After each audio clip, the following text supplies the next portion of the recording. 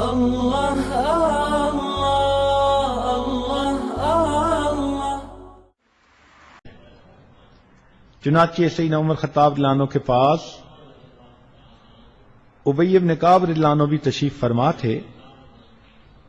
ایک خاتون آئی اور آ کر کہنے لگی، امیر المومنین، میرا خامند بہت نیک ہے، ساری رات تہجد پڑھتا رہتا ہے اور سارا دن روزہ رکھتا ہے، اور یہ کہہ کے خاموش ہو گئی۔ عمر رضی اللہ عنہ بڑے حیران کہ اے خاتون تو کیا کہنے آئی ہے؟ اس نے پھر یہی بات دہرائی، میرا خامند بہت نیک ہے، ساری رات تہجد میں گزار دیتا ہے اور سارا دن روزہ رکھتا ہے۔ اس پر ابی بن کعب رضی اللہ عنہ بولے اور کہنے لگے، امیر المومنین، اس عورت نے اپنے خامند کی بڑے اچھے الفاظ میں شکایت کی ہے۔ کیسے شکایت کی؟ کہ امیر المومنین، جب وہ ساری رات تہجد پڑھتا رہے گا اور سارا دن روزہ رکھے گا تو پھر بیوی کو وقت کب دے گا؟ تو یہ کہنے آئی ہے کہ میرا خامند نیک تو ہے، مجھے وقت نہیں دیتا۔ تو عمر رضی اللہ عنہ بڑے حیران ہوئے۔ چنانچہ انہوں نے خامند کو بلایا تو اس نے کہا کہ ہاں، میں مجاہدہ کرتا ہوں، یہ کرتا ہوں، وہ کرتا ہوں۔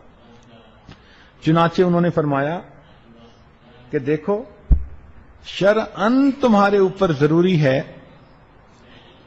کہ تم اپنی بیوی کے ساتھ وقت گزارو، ہنسی خوشی اس کے ساتھ رہو، اور کم از کم ہر 3 دن کے بعد اپنی بیوی کے ساتھ ہم بستری کرو۔ تو خیر وہ میاں بیوی تو چلے گئے۔ تو عمر رضی اللہ عنہ نے پوچھا ابی بن کعب رضی اللہ عنہ سے کہ آپ نے یہ کنڈیشن کیوں لگائی کہ ہر 3 دن کے بعد بیوی سے ملاپ کرو؟ انہوں نے کہا کہ دیکھیں، اللہ رب العزت نے مرد کو زیادہ سے زیادہ 4 شادیوں کی اجازت دی، تو اگر 4 شادیاں بھی کسی کی ہوں تو 3 دن کے بعد پھر بیوی کا دن تو آتا ہے نا۔ تو میں نے اسے کہا کہ تم زیادہ سے زیادہ 3 دن عبادت کر سکتے ہو، 3 دن کے بعد 1 دن رات تمہاری بیوی کا حق ہے، تمہیں گزارنا پڑے گا۔ تو دیکھو، شریعت بھی انسان کو کیا خوبصورت باتیں بتاتی ہے۔ نبی علیہ الصلوۃ والسلام اپنے اہل خانہ کے ساتھ بہت محبت پیار سے رہتے تھے، ان سے ان کی دل لگی کی باتیں کرتے تھے۔ آپ سوچئے، نبی علیہ السلام کے دل میں جہنم کا کیا نظارہ ہوگا جو آنکھوں سے دیکھا انہوں نے، اللہ رب العزت کی خشیت اور خوف کا کیا عالم ہوگا۔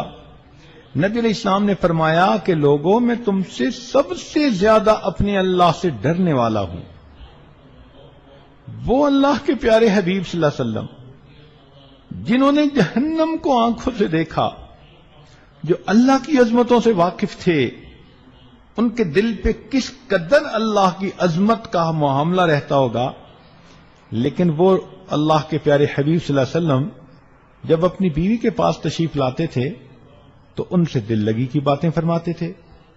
لا الہ الا اللہ، لا الہ الا اللہ، لا الہ الا اللہ، لا الہ الا اللہ، لا الہ الا اللہ، لا الہ الا اللہ، لا الہ الا اللہ۔